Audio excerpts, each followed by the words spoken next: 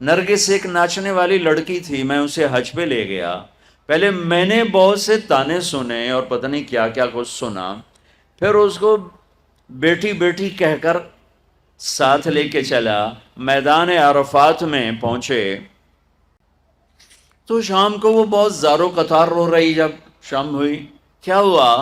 کہ میدان عرفات میں تو اللہ کہتا ہے میرا بندہ آج اتنے گناہ لے کے آ جتنے بارش کے قطرے، آئے ہائے، جتنے ریت کے ذرے، واہ، جتنے درختوں کے پتے، قربان جاؤں، جتنے گردش ایام میں بننے والے دن اور رات، ان کے گھڑی اور گھنٹے، لا اتنے گناہ لے کے آ۔ ہے کوئی دنیا میں اتنے گناہ کرنے والا؟ میرے رب کی قسم، ساری دنیا کے انسان مل کر گناہ کریں تو اتنے نہیں بن سکتے، اور میرا اللہ یوں ایک مرد ایک عورت سے کہہ رہا ہے آج میرے دربار میں آ، تو آ گئی، تو آ گیا، لا کتنے ہیں؟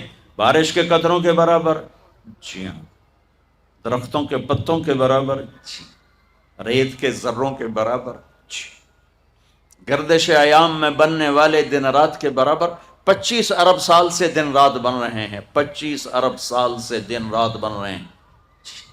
اچھا، ایک دفعہ کہہ یا اللہ معاف کر، وہ کہتی ہے یا اللہ معاف کر، وہ کہتا ہے یا اللہ معاف کر، تو اس کے یا اللہ معاف کا فا بھی زبان پہ نہیں آتی کہ عرشوں سے آواز آتی، جاؤ میں نے معاف کر دیا، جاؤ میں نے معاف کر دیا۔ تمہیں بلایا ہی اپنا بنانے کے لیے ہے۔ اب اوپر والا تو یہ کہہ رہا ہے، اور نیچے کیا نظام چلا، وہ کیوں رو رہی؟ کہ میں وہ میٹرس بچھاتے ہیں عرفات میں بیٹھنے کے لیے، تو 3-4 خواتین بیٹھی تھیں پردہ دار تسبیح والی، وہ جا کے بیٹھی تو انہوں نے اس کو وہ بے عزت کیا، وہ بے عزت کیا کہ اٹھ جاؤ یہاں سے، تم اس قابل نہیں ہمارے ساتھ بیٹھو۔ ہائے ہائے ہائے،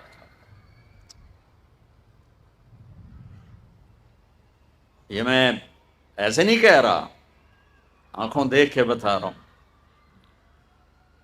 یہ تو جی دیندار لوگ، ہم دیندار ہیں، تم دنیا دار ہو، شرابی ہو، جواری ہو، سود خور ہو۔ اس لفظ نے اس طبقے میں تکبر پیدا کیا، عجب پیدا کیا، اوروں کی حقارت پیدا کی، اوروں کو گھٹیا سمجھا، اوروں کو ذلیل سمجھا۔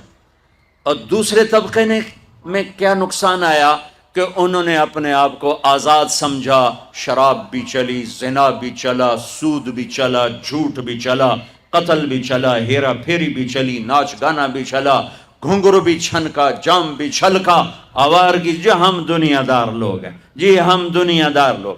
اس چیز نے انہیں جانور بنا دیا، انسانوں سے نکال کے جانور بنا دیا، اور وہ بے لگام ہو گئے۔ جیسے گاڑی کا کنٹرول ختم ہو جائے تو وہ بے لگام ہوتی ہے، کسی دیوار میں ٹکرائے، درخت میں ٹکرائے، گاڑی سے ٹکرائے، اپنے سواروں کو مارے، اگلی سواری کے سواروں کو مارے۔ ایسے ہی یہ ہم تو جی دنیا دار لوگ ہیں، ہم تو جی دنیا دار لوگ ہیں، اور یہ کہہ کر ہر حرام کو حلال کر دیں۔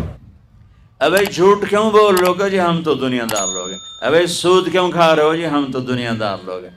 ابے یہ ناچ گانے کی محفلیں کیوں سجو؟ جی ہم دنیا دار لوگ ہیں۔ ابے رشوت کیوں لے رہے ہو؟ جی ہم دنیا دار لوگ ہیں۔ نماز کیوں نہیں پڑھتے ہو؟ جی ہم دنیا دار لوگ ہیں۔ روزے کیوں نہیں رکھ؟ جی ہم دنیا دار لوگ ہیں۔ یہ اس تقسیم نے بڑے نقصان، جو میں نے آنکھوں دیکھے، کانوں سنے، انہی میں تو زندگی بیت گئی ہے، انہی میں زندگی بیت گئی ہے۔ اس تقسیم نے یہ بڑے نقصان پہنچائے۔ ہر مسلمان مرد عورت دیندار ہے، کلمہ جو پڑھتا ہے، ہر مسلمان مرد عورت دنیا دار ہے، کپڑے نہیں پہنے، چھت کے نیچے نہیں رہتا، روٹی نہیں کھاتا، کسی نہ کسی کمائی کے سلسلے میں لگا ہوا نہیں ہے۔ ہر مرد عورت دیندار ہے۔ ہاں لیول چھوٹا بڑا ہے تو مشکل اسلام نہیں، مشکل یہ ہے کہ سیکھا نہیں، مشکل یہ ہے کہ سکھایا نہیں، مشکل یہ ہے کہ ماحول میں سچ نہیں ہے۔ اور جب سارے جھوٹ بولیں تو سچ بولنا مشکل ہو جاتا ہے، سارے نماز چھوڑیں تو نماز پڑھنا مشکل ہو جاتا ہے، سارے روزہ چھوڑ رہے ہوں تو روزہ رکھنا مشکل ہو جاتا ہے، ساری بے پرد ہو جائیں تو پردہ کرنا مشکل ہو جاتا ہے، سارے وعدہ توڑنے والے ہوں تو وعدہ نبھانا مشکل ہو جاتا ہے۔ یہ مشکل باہر سے آئی ہے، اندر میں نہیں ہے۔ ایک اور آیت پیش کرتا ہوں، ایک اور آیت۔ ایک تو میں نے اللہ کی یہ بھی اللہ کا ہی فرمان ہے، لیکن وہ ایک اور اینگل سے تھا، یہ دوسرے اینگل سے۔ لقد کان لکم، بھائی یہ نکالو، سہیل بھائی یہ نکالو۔ لقد کان لکم فی رسول اللہ اسوۃ حسنہ۔ واہ واہ، رب بھی ہے نا۔ اچھا، اللہ نے کیا خوبصورت لفظ استعمال کیا، حسنہ۔ کیا کہہ رہے ہیں کہ کراچی والوں، میرے نبی تمہارے لیے انتہائی خوبصورت نمونہ ہیں زندگی گزارنے کے لیے، میرے نبی کی زندگی میں تمہارے لیے خوبصورت نمونہ۔ یہاں آپ آخری نبی ہیں اور آپ پر آ کر نبوت مکمل ہو رہی ہے، شریعت مکمل ہو رہی ہے اور کتاب مکمل ہو رہی ہے۔ اور میں 3 لفظ حدیث سے پیش کرتا ہوں، اختم بکتابہم الکتب وبشریعتہم الشرائع وبدینہم الادیان۔ یہ پہلی کتابوں میں جو اللہ کا فرمان ہے وہ کہ میرے نبی آ رہے ہیں۔ یہ شاہ علیہ السلام نے ارشاد فرمایا پچھلی کتابوں کا کہ جن کی کتاب پر کتابیں ختم، جن کے دین پر دین مکمل، جن کی شریعت پر شریعت مکمل، جن کی کتاب پر کتابیں مکمل۔ اس سارے بیک گراؤنڈ میں لفظ آنا چاہیے تھا لقد کان لکم فی رسول اللہ اسوۃ کاملہ، کاملہ، کہ میرے نبی کی زندگی تمہارے لیے مکمل نمونہ ہے، مکمل ضابطہ حیات ہے۔ اللہ نے کامل کا لفظ چھوڑ کر حسنہ، حسنہ، نیکی کو بھی کیا کہتے ہیں؟ حسنہ۔ سبحان اللہ، حسنہ کسے کہتے ہیں؟ خوبصورت، خوبصورت۔ میرے اللہ کہہ رہے ہیں میرے نبی تمہارے لیے بہت خوبصورت نمونہ ہے۔ نیکی کو کہا خوبصورت چیز، اپنے حبیب کی زندگی کو کہا خوبصورت نمونہ۔ یہ خوبصورت کا لفظ کیوں فرمایا ہے کہ میرے بھائی بہنوں، حسن، خوبصورتی کسی دلیل کی محتاج نہیں ہوتی۔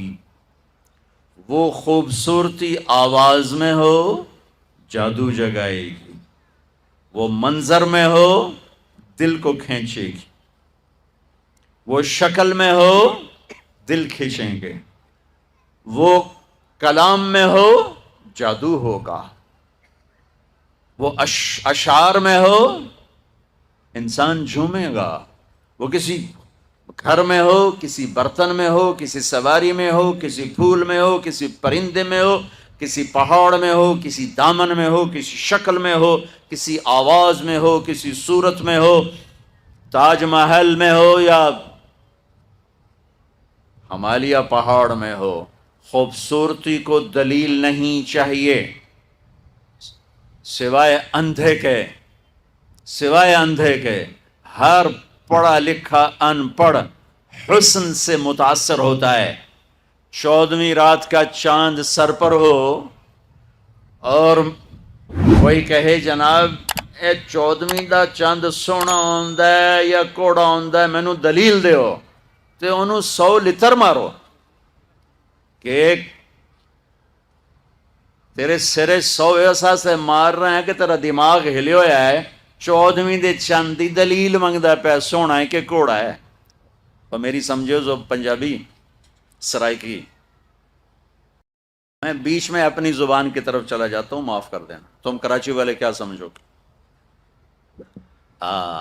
عاشق ہوں میں عشق کماں میں، دل رکھیں وانگ پہاڑاں ہو۔ اب مجھے شاعری بھی یاد آ گئی، سہ سہ بدیاں ہزار اولا میں کر جانے باغ بہاراں ہو منصور جے چک سولی دتے جڑے واقف کل اسراراں ہو سجدیوں سر چائیں نہ باہو توڑے کافر کہن ہزاراں ہو عاشق سوئی حقیقی جیڑا قتل معشوق دے مننے سر نو جوڑے تے مکھ نہ موڑے بھویں 100 تلواراں کھنے سچا عشق حسین علی دا باہو سر دتے تے راز نہ بھنے۔ تمہیں سمجھ میں آئے نہ آئے، مجھے مزہ ضرور آیا۔